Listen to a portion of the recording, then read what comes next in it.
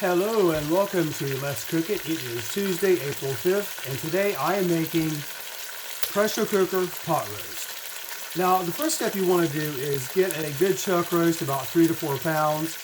And the first thing you're going to do, you want to make it a little marinade, whatever sauces you like. Today I used a little bit of steak sauce and some light soy sauce, coated both sides of the roast, and added some spices to the top. Now you can probably hear it sizzling right now, and you want to brown all sides of the roast in your pressure cooker on the brown or saute setting. And I'm going to put the camera down here so you can see what's going on. This roast is ready to take out and put on the plate because we're going to add some onions and some green peppers. And we're going to cook those down a little bit. Alright, so this has been in about 7 or 8 minutes already, so I'm going to take this out of here and try not to make a mess. See how nice and brown that is? Just take that out, put it on a plate. Now what you're going to do is take the rough cut onions and peppers, put them in a bowl in the pressure cooker, and we're going to saute these. Now you want them rough cut because you don't want the vegetables to be too soft at the end of it. Alright. I thought I would do this in kind of like a real-time setting instead of pausing the video, starting it, pausing it, starting it.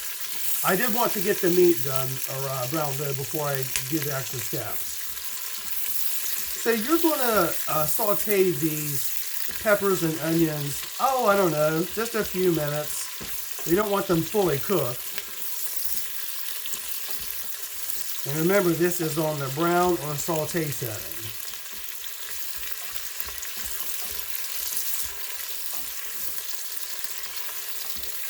Now, after these get the consistency or the texture that you think you like, you're going to pour in a cup of dry red wine. I'm going to be using Merlot. You can use a Cabernet if you like.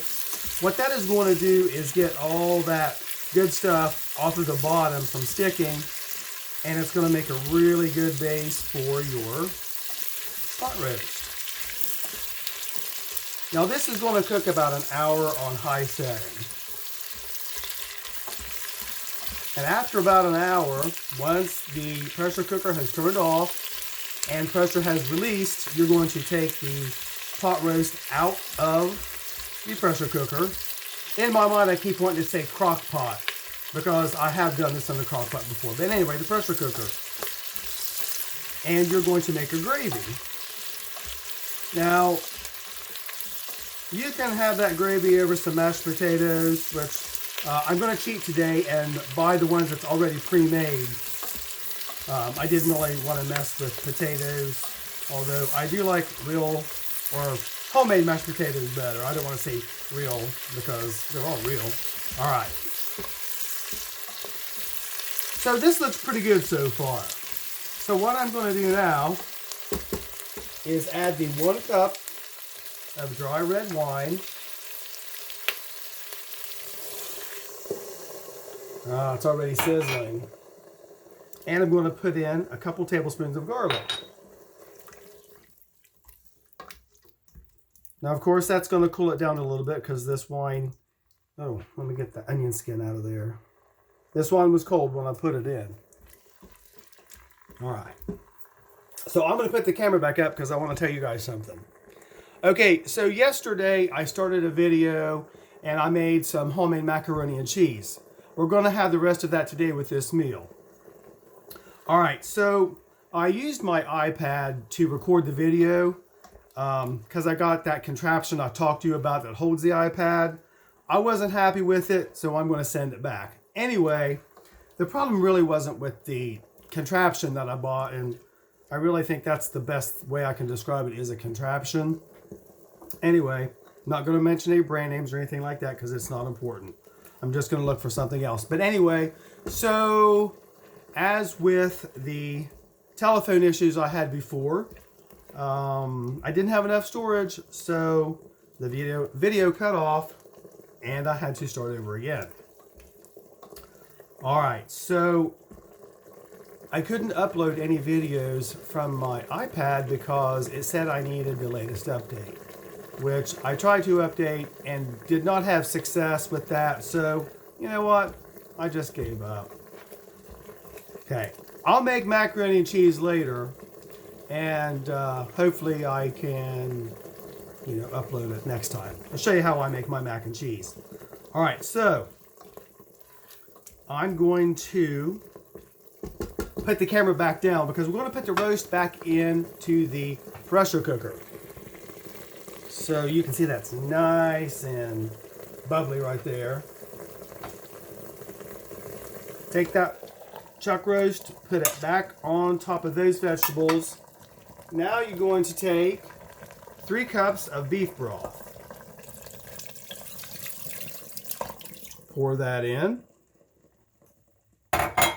And now you're going to take 3 cups of carrots, also rough cut, and put those on the top.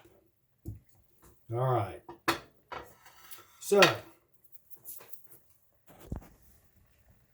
I am going to now pause the video so I can finish getting this pot roast put together in the pressure cooker.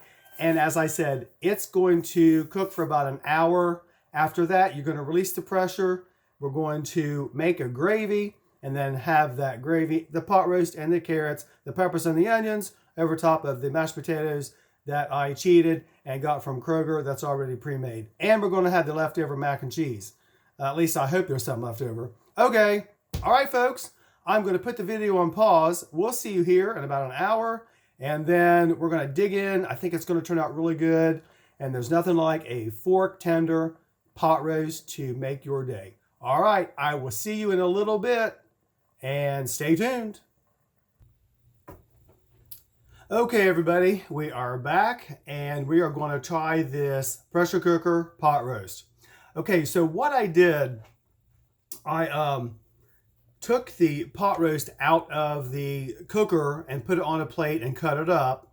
And then I thickened the broth that was in the pressure cooker with 4 tablespoons of flour. Now you can use cornstarch. I think flour gives a better result for gravy.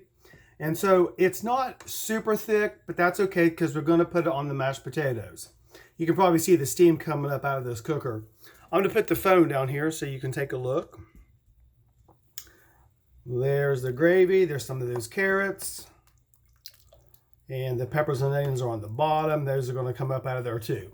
So, now what we're going to do is, let's see, can I get a shot of those potatoes? Yeah, right there. I put some real butter on the mashed potatoes that I didn't make. And this is some of the leftover mac and cheese from yesterday. All right, so I'm going to get a big old scoop of these mashed potatoes here. Yes, I love butter on mashed potatoes.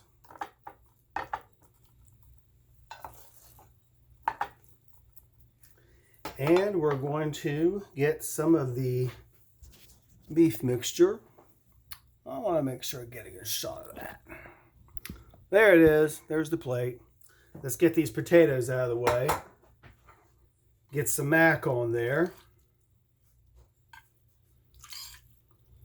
This was all that was left from yesterday, so I guess it must have been a pretty good hit. Okay, so I gave a pan of macaroni and cheese away yesterday to some neighbors.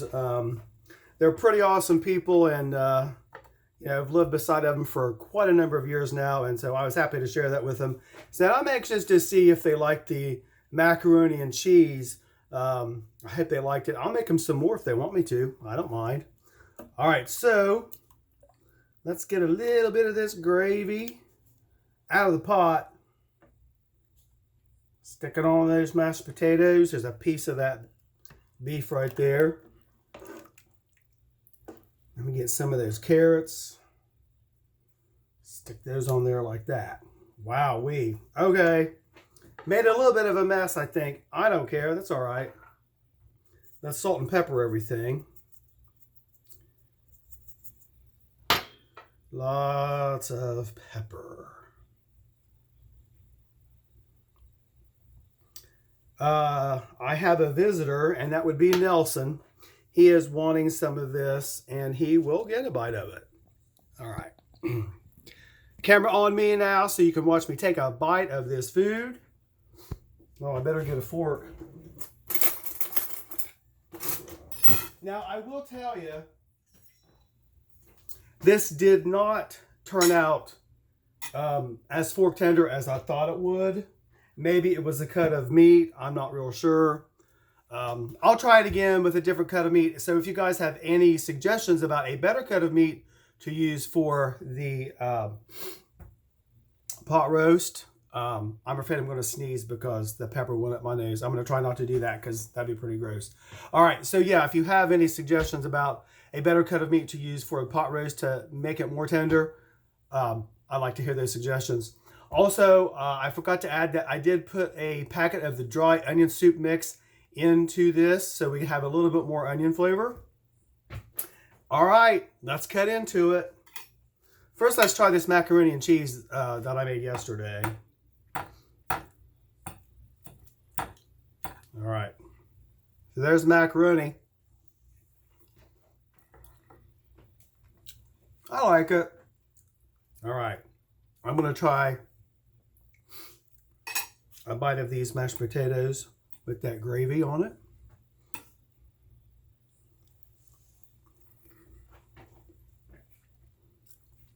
Pretty good. Now, let's get a little bit of that beef there with some mashed potatoes. You see that? All right. Let's take a bite.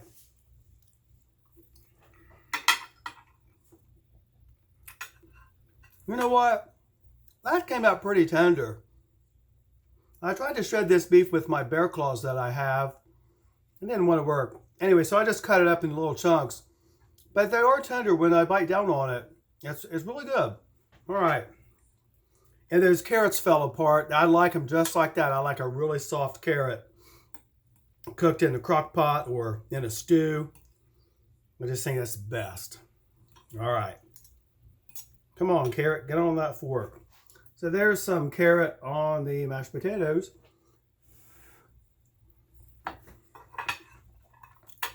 All right. I think it turned out pretty good. It was a success, I think. Well, you know, I'm going to eat this, and Rich is going to eat it too, and it's going to be a pretty hearty meal. It's kind of a rainy day, so I think it's the perfect kind of food to have for today.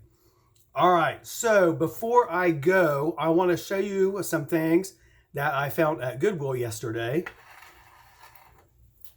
And there's some cookbooks. So the first one is called Crockpot Slow Cooker Cuisine, and it was published by Rival. I don't know if this print's going to be backwards or not, but anyway, if it is, that's all right. And it's got a little advertisement in it, so let me get my specs on so I can tell you what it says. It says there's an advertisement for a bread and cake bake pan, a meat rack for the oven roasted flavor that drains fat away, the Rival Crockpot Cooking, over 300 marvelous recipes, Better Homes and Gardens new Crockery Cooker Cookbook, and the custom tailored dust cover for your crock pot to keep it clean and dust free. Order yours now. $3 for that. Probably not $3 now because this book was printed in 1995. Anyway, so I found some recipes in there. I went through them already, and I'm going to try some recipes from the Crockpot Cookbook.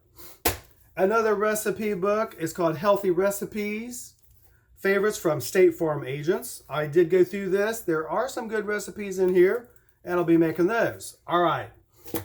The next cookbook I found is called Dessert First. Now, that one has $2.99 on it. I couldn't get the sticker off. Okay, so there's some really good dessert recipes in here. And there's a recipe on page 20 of this dessert cookbook. Let me get these specs off. There's too much of a reflection. All right, so anyway, I was going through this dessert cookbook, and on page 20, it's a red velvet cake recipe. And the next page, on page 21, is the red velvet cream cheese icing recipe. All right, so it's been a while, but I used to bake quite a few red velvet cakes. It's my favorite cake, and I am not a big cake fan, but red velvet cake is one of my favorites. And I've made quite a few. And I will say that I think my recipe is pretty good, and it seems to be a big hit with some of my friends that I've taken it to work. They've really liked it. I'm not trying to brag. I'm just saying what I was told. Okay, so I'm going to make this recipe for red velvet cake out of this cookbook and see how it turns out. And I'm going to make their icing. I'm going to follow it to the letter to see how it turns out. And, you know, I'm sure it's going to be pretty good. It's from the Ohio Hospitality Educational Foundation, so I'm sure they have some really good recipes out there. Now, one of my friends, and I don't want to mention my name unless I had her specific permission to do that, but it is someone I work with, has told me time and again that she really likes my red velvet cake. I'm going to make this red velvet cake, and I'm going to take it to work when we work together, and I'll let her try it. And if I have her permission to use her name on the video, I'm going to do that. Also, she's one of the people that I want to collaborate with, and so I've been kind of slowly dropping hints about, hey, I'd like for her to be in these videos, and we'll make some recipes together. And, you know, but anyway, that's not going to happen right now because I'm going to finish this pot roast. All right. So there's the cookbooks from Goodwill. Okay, folks, I am going to go ahead and cut the video off for now, get it uploaded onto YouTube, finish the pot roast, the mashed potatoes, and the macaroni and cheese that I started, and get Richard plate made, and, you know, we're just probably going to chill out after that. Okay, everybody, I hope you had a really great day, and I hope you have a really good evening, and I hope you have a good start to tomorrow and the rest of the week. Okay, folks, I do appreciate you tuning in, maybe turning in too, but tuning in as well, and watching my videos.